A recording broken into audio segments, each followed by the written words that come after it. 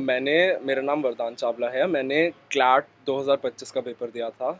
उसमें मेरा all India rank 7 आया है। मैंने एलिट 2025 भी दिया था, जो एनएलयू दिल्ली के लिए होता है। उसमें मेरा ऑल इंडिया रैंक 18 आया है। इससे मुझे इंडिया के best law college national law school of India उसमें एडमिशन मिल जाएगा, जो कि 1 जुलाई से स्टार्ट होता है। ये आपने कैसे इसकी तैयारी की है, सेल्फ स्टडी? मैंने सीएल करियर लॉन्चर चंडीगढ़ के सेक्टर 35 ब्रांच में एनरोल किया था एक 2 ईयर कोचिंग प्रोग्राम के लिए। उसमें मैंने टिप्स सीखी, मैंने स्किल्स एक्वायर करी, जिसकी वजह से मैं क्लैट का पेपर ढंग से दे पाया। एंड इनफैक्ट मैं पेपर के टाइम ख़त्म होने से पहले पेपर को कंप्लीट कर पाया। तो आपको लगता है कि इसके लिए कहीं ना कहीं कोचिंग बहुत ज़रूरी है?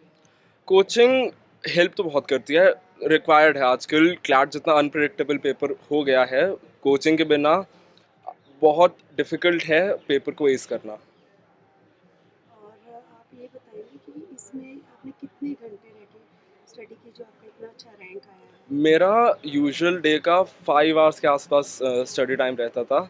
That is separate from coaching. जिस दिन कोचिंग होती थी उस दिन क्लासेस के अलावा 3 to 4 आवर्स की स्टडी होती थी।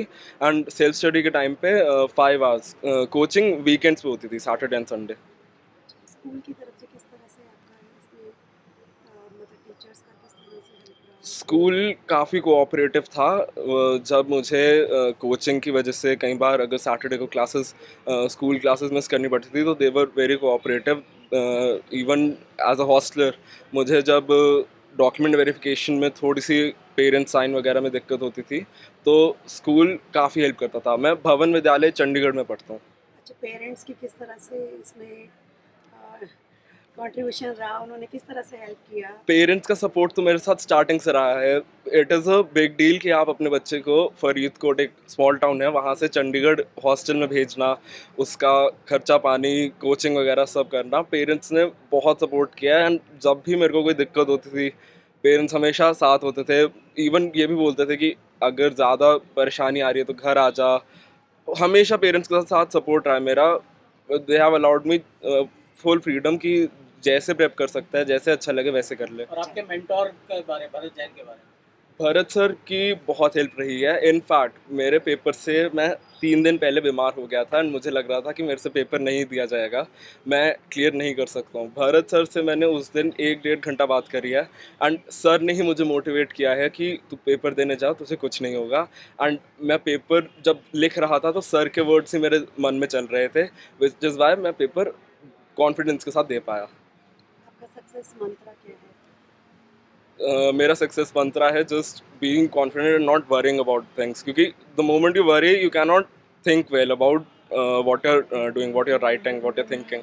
रोल मॉडल किसको मानते हैं? मैं अपना रोल मॉडल अपने बड़े भाई को मानता हूँ, जो कि अभी एनएलयू दिल्ली में पढ़ रहा है। उसने जब भी मुझे डाउट्स होते थे, जब भी मुझे दिक्कतें आती थी, he would talk to me in my language. Because एक टीचर आपसे अपनी लैंग्वेज में बात करता है, but my brother would talk to me in a language that I would understand very quickly. And उसका सपोर्ट मेरे साथ हमेशा रहा है। ऑनेस्टली स्पीकिंग बच्चे ने मेहनत बहुत करी है, लेकिन इतना अच्छा रैंक आएगा, बीच बीच में डर भी लगता था कि पता नहीं हो भी पाएगा कि नहीं। कारण ये है कि हम लोग जैसे फरीदकोट में रहते हैं, तो वहाँ पे एजुकेशन के लिए हमें कहीं ना कहीं बाहर बच्चे को भेजना था, जो कि हमने डिसाइड किया कि हम चंडीगढ़ करियर लॉन्चर में भेजेंगे।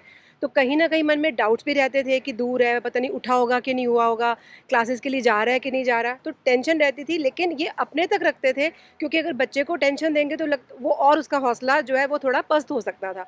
लेकिन मेहनत बहुत की है उसने, और हम लोग बहुत लकी महसूस कर रहे हैं कि हमने उसको यहाँ पर कोचिंग के लिए भेजा, क्योंकि अगर ये कोचिंग के लिए नहीं आया होता तो आई एम श्योर कि इतना अच्छा रैंक तो नहीं आना था।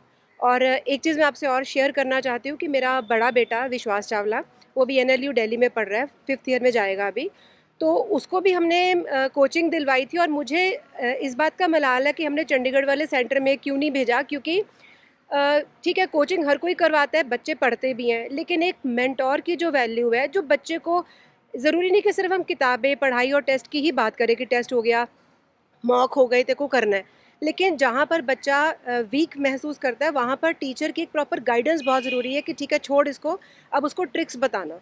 तो ये चीज़ कहीं न कहीं मुझे लगा कि मेरे बड़े बेटे के केस में मिस की। और अगर मैं दावे के साथ कह सकती हूँ, मैं मेंशन करना चाहूँगी ख़ास तौर पे भरत सर का नाम, कि अगर हर बंदे को भरत सर जैसा मेंटर मिले तो 100% है कि स्टूडेंट अचीव करेगा ही करेगा, चाहे वो एक कॉलेज में जाए, चाहे बी में, चाहे सी में, चाहे डी में, लेकिन डेफिनेटली स्टूडेंट्स अचीव करते हैं और मेहनत तो डेफिनेटली रंग लाती रहती है। There is no shortcut, because I am a teacher myself, और मैं कहती हूँ there is no shortcut to success और there is no substitute to hard work. तो हार्ड वर्क उसने किया और सक्सेस हमने आई गई है सारी। I am very thankful. Sir मुझे ऐसा लगता है, देखो जादू की छड़ी तो वो शायद मेरे बच्चों के अंदर है, और हमें ऐसे लगता है एज अ टीचर हमारा जो रोल है कि हम बच्चों को सही डायरेक्शन दें, बच्चों को सही रास्ता दिखाएं, और शायद ये बच्चे इतने समझदार हैं कि वो हमारी बात सुनते हैं, उसको मानते हैं, और शायद जो हमारा पिछले 22 साल का एक्सपीरियंस है वो हमारे लिए इसमें काम आता है।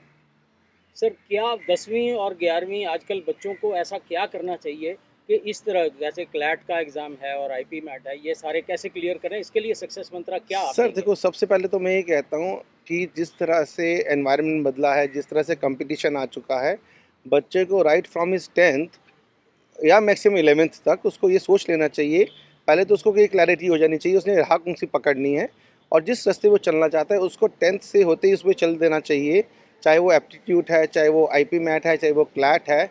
लेकिन बच्चे को जितना अर्ली वो शुरू करेगा उतना बेटर उसके चांसेस हैं अच्छे से अच्छे कॉलेज में जाने के। सर ये राह पकड़नी बहुत मुश्किल है।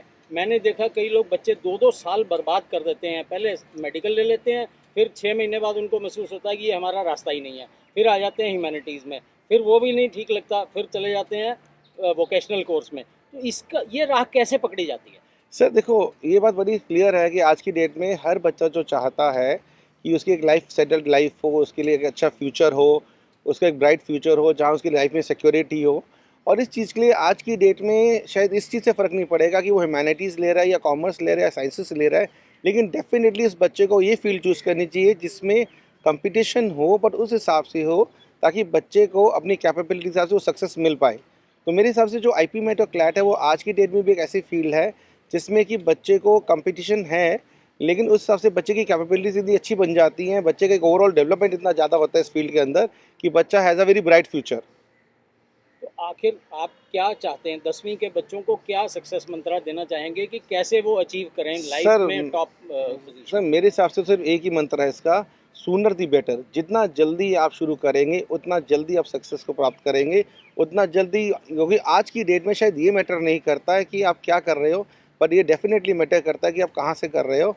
तो इसलिए मुझे लगता है बच्चे को आज की डेट में जितना जल्दी हो शुरू कर लेना चाहिए ताकि वो बेस्ट से बेस्ट कॉलेज में, जो टॉप कॉलेज है उसमें उसका एडमिशन होना चाहिए। जाते जाते करियर लॉन्चर की तरफ से कोई मैसेज? सर करियर लॉन्चर तो सिर्फ एक ही बात कहेगा कि बच्चों जो भी करना है बस ठान लो और उस राह पे चल पड़ो, क्योंकि अगर चलोगे तो ही पहुंचोगे, बिना चले नहीं पहुंचोगे। So, due to the guidance given by our respected Bharat sir, हमें NLU Delhi और नालसार हैदराबाद मिला है, and out of them I have decided to go to NLU Delhi। And आज तक का जितना मेरा जर्नी भरत सर के साथ रहा है, it's full of love, proper guidance, and anything I needed at any point of time, be it teacher support, be it emotional support, Bharat sir was always there, and CL as a unit was always there.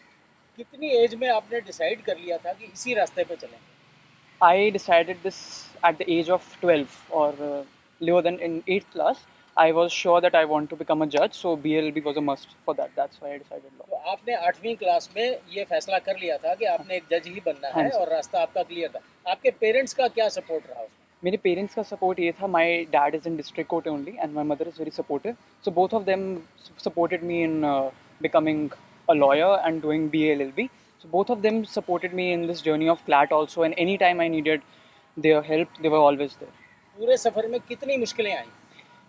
Most of the times mock scores की problems आती थी, कई बार questions को understand करने में problem आती थी, कई बार मन नहीं करता था that this preparation should be done on that day, but every time Bharat sir and my parents were there, so I sailed through this journey. फिलहाल जो बच्चे 8वीं में पढ़ रहे हैं उनके लिए क्या मैसेज देंगे आप? They should take their time, and बहुत सारे फील्ड्स को 8 से 10 क्लास के बीच में एक्सप्लोर करके they should take the right decision as early as possible after 12th. Career के डिसीजन में कौन ज़्यादा हेल्पफुल है, पेरेंट्स, मेंटोर या स्कूल टीचर? इन सबका ही बहुत इंपॉर्टेंस है, पर अगर हम रैंक करना चाहें तो पेरेंट्स को सबसे ज़्यादा पता होता है अपने बच्चे के बारे में, और फिर हमारे मेंटर्स और टीचर्स आते हैं.